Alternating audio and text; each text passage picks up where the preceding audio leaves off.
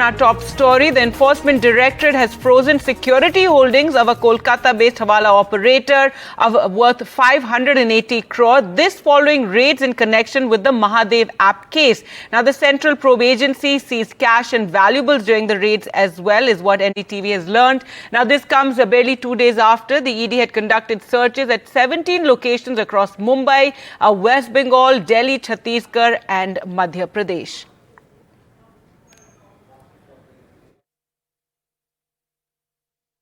इन्होंने तो महादेव के नाम को भी नहीं छोड़ा है।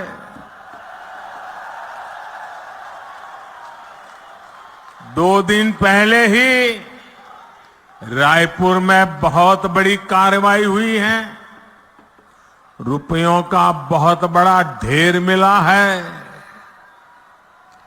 लोग कह रहे हैं कि ये पैसा सट्टेबाजों का है, जुए का खेल खेलने वालों का है और जो उन्होंने छत्तीसगढ़ के गरीबों को, छत्तीसगढ़ के नौजवानों को, उनको लूट करके जमा किया हुआ है। All right, that is what the Prime Minister had said on the Mahadev betting app case back in November during the Chhattisgarh elections, and often the BJP leaders implied that there was major corruption and that kickbacks were going to the ruling Congress party in the state at the time. Earlier we spoke to a former Deputy Chief Minister of Chhattisgarh, T.S. Singhdeo, on these allegations. And we're also now joined by T.S. Singhdeo, former Deputy Chief Minister of Chhattisgarh. Anurag also joining us for more. But first to you, Mr. Singhdeo, your reaction to this latest development, and this case was seen to hurt the Congress party in Chhattisgarh, especially with the BJP and Prime Minister himself, accusing the Congress party and claiming that funds were being provided to the Congress thanks to this, illegal betting app. Good afternoon, Gargi ji. Good afternoon to the panelists and all the viewers. Thank you for having me on the panel with you. The Prime Minister is doing nothing more than propaganda. I think he should, rather than make speeches, allow the ED to function and appear to be functional independently. We have absolutely no objection in inquiries as far as the Chhattisgarh government is concerned. While we were there, in fact, when the matter had come up, we had brought a law in the assembly banning these sort of activities. And anybody who's seen to be involved in these, the ED is most welcome. In fact, it is the duty to take action on such matters. I do not see any vendetta here. I do not see any cause for the Prime Minister to be making speeches which make things political. If there is something which is happening, it is for the agencies to right, sir, but take during action, not for the Chhattisgarh elections, a lot of cash had been seized, and at that time the accusation was that this cash was, heading to various Congress leaders to be used during the elections, and it was all connected to illegal cash amassed by this particular Mahadev app. Those are allegations, ma'am. Yes. Where is the trail? Where is the trail? And exactly, this is exactly what I am saying by the Prime Minister or other BJP leaders making such statements. They make the issue political rather than a matter of fraud, a criminal fraud, misappropriation of money. ED should be allowed to function. Where is the Congress party involved? I was a member of the ministry. Has one paisa come to me? I don't know about this Mahadev app apart from what all comes on the TV, maybe through you all. So why is the Congress being taken into broad sweep? The Congress party is this, the Congress party is that. An individual may be doing something. So take action. Where have we ever said that you don't take action? You must not talk about the Congress party. The Congress party is not an individual. We are all part of the Congress party. Lakhs and crores of people are part of the Congress party. Sure. You cannot accuse the Congress party. To take a name of Mr. Asim Das, the alleged courier, and the Enforcement Directorate has said that they have arrested Mr. Das with 5 crores in cash, and after that they made a sensational claim just before the assembly elections in Chhattisgarh that Bhupesh Baghel, the then Chief Minister of Chhattisgarh, allegedly received more than 500 crores through Hawala routes, and the bosses of Mahadev App who were there at that time in out of the country, so based out of Dubai, so they made a sensational claim, and out of this, and now the agency is claiming that they have frozen so far around 1300 crores, and they have also raided just 2 or 3 days back around 17 premises across the country. So it was a tug of war between the agencies and the Congress government there at that time in Chhattisgarh, and the agency made some sensational claims, and that's why this particular case got so much hype. Because just before the elections, all these sensational claims, counter claims, and they were in the crosshairs with the Chief Minister Bhupesh Baghel. Well, to talk more about this controversy and the role Mahadev App played during the Chhattisgarh elections, we're now joined by Gauri Shankar Srivas, a BJP spokesperson from Chhattisgarh, and Anil Singh Chauhan, Congress spokesperson. Anil Singh Chauhan जी, पहले आपसे पूछना चाहेंगे, ये जो पूरा Mahadev app का जो scandal रहा है और अभी भी ये इन्वेस्टिगेशन चल रहा है, ये लेटेस्ट जो डेवलपमेंट हुआ है, इससे कांग्रेस को काफी डैमेज हुआ था इलेक्शंस के टाइम। देखिए, निश्चित रूप से गार्गी जी, जब इलेक्शन चल रहा था और 2 दिन फर्स्ट फेज की वोटिंग होनी थी, उस समय जिस तरह से असीम दास को अरेस्ट किया गया, एक भाजपा नेता के भाई की गाड़ी थी वो, और उसमें 5 करोड़ रुपए नगद मिले, और ये बयान सामने आया कि ये मुख्यमंत्री के पास ये पैसा जा रहा था और अभी तक 500-700 करोड़ रुपए सीएम को दिए गए, इस तरह का सेंसेशन फैलाया गया। और जैसे ही सेकंड फेज की वोटिंग 17 को खत्म हुई, उसके बाद असीम दास अपने बयान से पलट जाता है, सारी पिक्चर बदल जाती है कि नहीं, मैंने मुख्यमंत्री का नाम नहीं लिया। तो जिस तरह से भाजपा ने इस पे सेंसेशन पैदा किया, वो उससे कांग्रेस को बहुत नुकसान हुआ।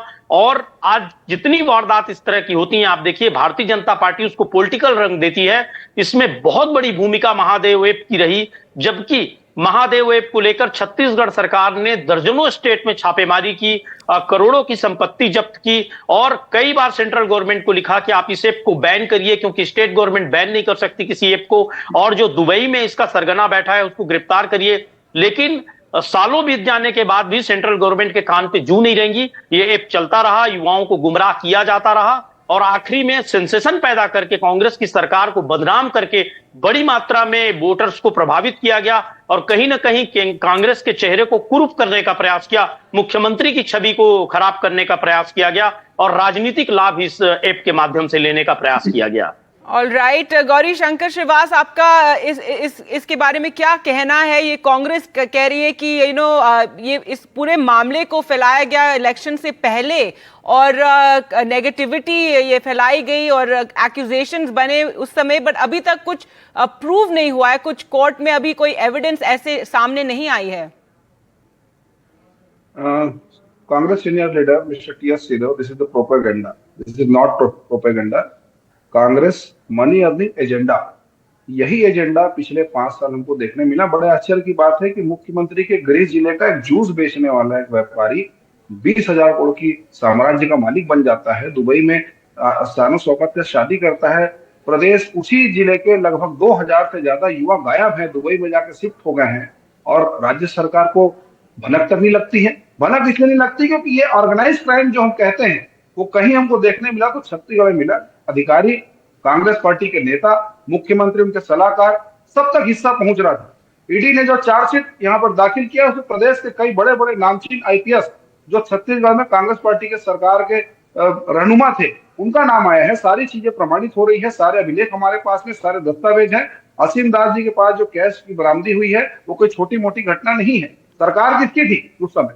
सरकार थी भूपेश बघेल जी की। एक युवक 5 करोड़ रुपए लेकर अवैध तरीके से होटल में रुकता है, इसकी जानकारी के कांग्रेस पार्टी को नेताओं को नहीं थी। और यही महादेव ऐप के जो और भी मेंबर हैं, उन्होंने अपना वीडियो जारी करके स्पष्ट रूप से बड़ी जानकारी दी है कि मुख्यमंत्री जी के पुत्र और उनके जो पूर्व सलाहकार है विनोद वर्मा, जो इस पूरे कार्यक्रम के मास्टरमाइंड बताए जाते हैं, उन तक पूरा इन्होंने चैन बनाकर रखा था। अनिल सिंह चौहान, आप इसके बारे में क्या कहेंगे? और कांग्रेस भी इस जो एक्यूजेशंस बनाए गए इसका कुछ काउंटर नहीं कर पाई, ये मतलब ये आपकी वीकनेस है? देखिए, जब केंद्रीय एजेंसियों को प्रकोष्ठ की तरह उसका वीपनाइजेशन कर दिया जाए, उसको उपयोग किया जाए, यही कारण है कि ईडी आज 97% मामलों में आप देखिए कि पूरी तरह से बोगस छापेमारी कर रही है, एक भी आरोपी का आरोप साबित नहीं कर पा रही है। ये सेंट्रल एजेंसीज को जब इस्तेमाल करते हैं चुनाव में राजनीतिक दल के प्रकोष्ठ की तरह, एक डिपार्टमेंट की तरह, तो इस तरह की सूरत बनती है। दूसरी बात, आप देखिए आज भी डबल इंजन की इनकी सरकार है, लेकिन ये विपक्ष की तरह राजनीतिक प्रोपेगेंडा करना, बयानबाजी करना जारी रखते हैं, लेकिन एक भी व्यक्ति को एथेंटिक रूप से आरोपी नहीं बना पाते हैं। आज कहीं ना कहीं अभी भी इस मामले को इसलिए हवा दी जा रही है क्योंकि सामने लोकसभा के चुनाव हैं और इनको ज्यादा से ज्यादा प्रोपेगेंडा फैलाना है। जब सरकार आपकी राज्य में भी है, सेंटर में भी है, तो आप क्यों कार्रवाई नहीं करते? और उस समय सेंटर में आपकी गवर्नमेंट थी, तो दुबई से आपने क्यों गिरफ्तारी नहीं की? क्या स्टेट गवर्नमेंट दुबई में जाके गिरफ्तारी करेगी? तो इस तरह का सेंसेशन फैलाने का लक्ष्य ही अब लोकसभा का चुनाव है। जब जब चुनाव आता है, ये धार्मिक ध्रुवीकरण, धार्मिक उन्माद, इस तरह के भ्रष्टाचार के झूठे आरोप लगाते हैं और जब भ्रष्टाचारी इनकी गोद में जाके बैठ जाते हैं, आप छगन भुजबल से हिमंता बिस्वा शर्मा से लेके कितने नाम गिन लीजिए, अजीत पवार से लेके अभी अशोक चौहान जी का उदाहरण देख लीजिए, जब इनके दल में वो शामिल हो जाते हैं तो इनकी वॉशिंग मशीन में वो साफ हो जाते हैं। सिर्फ कांग्रेस में कई ऐसे क्षेत्रीय दलों के लोग हैं। क्या रिस्पांस देंगे? और ये जो ऑपोजिशन के काफी लीडर्स का यही बयान रहता है कि agencies like ED, like CBI is being used against them, specially election से पहले। छत्तीसगढ़ राज्य के लगभग 20 से ज्यादा 22 से ज्यादा अधिकारी और इनके जो नेता हैं वो जेल में हैं और जब उन पे कार्रवाई होती थी कहते थे कि सबूत लाओ। जब कोर्ट में ईडी कौन से नेता जेल में है गौरीशंकर जी? कौन से कांग्रेस के नेता जेल में है बताएंगे आप? छत्तीसगढ़ के आपके का नेता है सूर्यकांत तिवारी, आपके नेता वो आपका नेता है साहब। वो तो रमन सिंह जी के साथ दिखता था। आपको चैनल पे मैं कितने फोटो दिखा दूं? मेरा समय कांग्रेस का कौन सा नेता है वो? कहाँ का अध्यक्ष है? ब्लॉक, जिला, प्रदेश बताइए। हल्ला करने से सच्चाई नहीं छिपेगी। आप तो आप एक लोकप्रिय चैनल पर झूठ मत फैलाइए ना। एक भी कांग्रेस लीडर पर कोई चार्जशीट, कोई आरोप नहीं है। आपने सिर्फ टीवी चैनल्स पे प्रोपेगेंडा फैलाया है।